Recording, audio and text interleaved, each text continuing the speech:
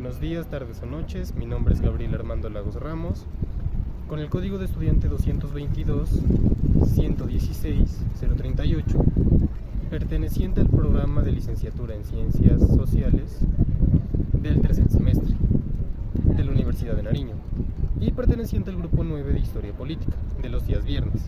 Bueno, el día de hoy voy a hablar acerca de el atentado terrorista que ocurrió en el pueblo de Orito en el año 2011.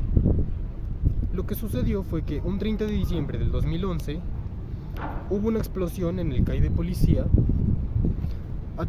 ocasionada por un miembro de las FARC.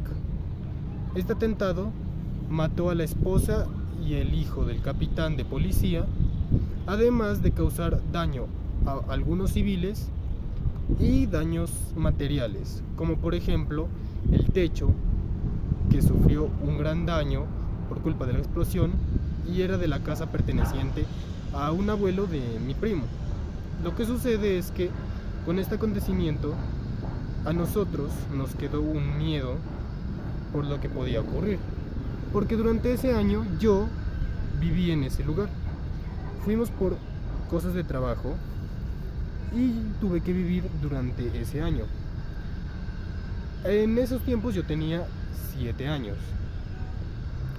Y cuando ocurrió el atentado justamente fue un 30 de diciembre, o sea que recién acabábamos de salir de las fiestas, por lo cual me dejó impactado, porque fue un hecho de violencia bastante grave para un pequeño niño de 7 años ver en las noticias que esto había ocurrido, además de que se perdieron vidas, hubo daños físicos.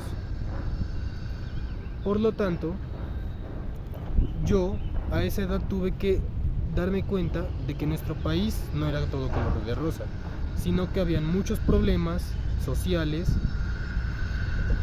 y sobre todo el conflicto y la violencia que vivía en nuestro país, al estar en conflicto con el gobierno.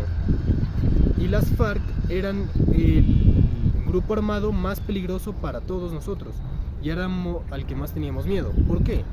Porque este fue el más influyente y el que más sonaba en las noticias.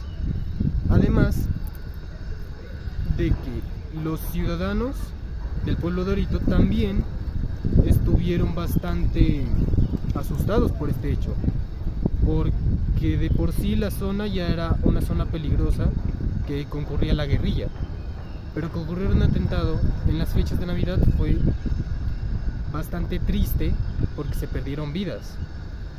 Y es bastante peligroso ese contexto para niños. Por ejemplo, yo a esa edad, darme cuenta de cómo era el país.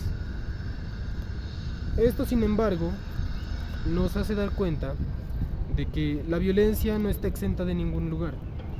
Porque mientras yo vivía en Pasto, también escuchaba las anécdotas e historias y noticias acerca de la guerrilla. Pero justamente a mí me tocó vivir algo en un pueblo donde yo vivía, que ni siquiera es mi hogar. Y fue bastante triste ver que tenía que tener miedo de unas personas que yo no conocía. Y este atentado, pues la verdad, es bastante triste y pues recordarlo me llega a la memoria, porque es uno de los momentos más agrios que he vivido en mi vida, al ver cómo fueron dañados materialmente el hogar de los abuelos, además de la gente que falleció. Pero bueno, retomando el tema, ¿qué sucede con este tipo de atentados? Lo que pasa es que nosotros no nos damos cuenta de que el conflicto armado se llevó a cabo porque las FARC estaban en contra del gobierno, pero se dejaron llevar por la influencia y por el poder que empezaron a generar con las armas y con el peligro que causaban. Por eso causaron este atentado, para demostrarle al gobierno de que ellos tenían poder, de que ellos podían hacer lo que quisieran, y así el gobierno no les pudiera hacer combate o no les pudiera hacer frente. Muchas gracias.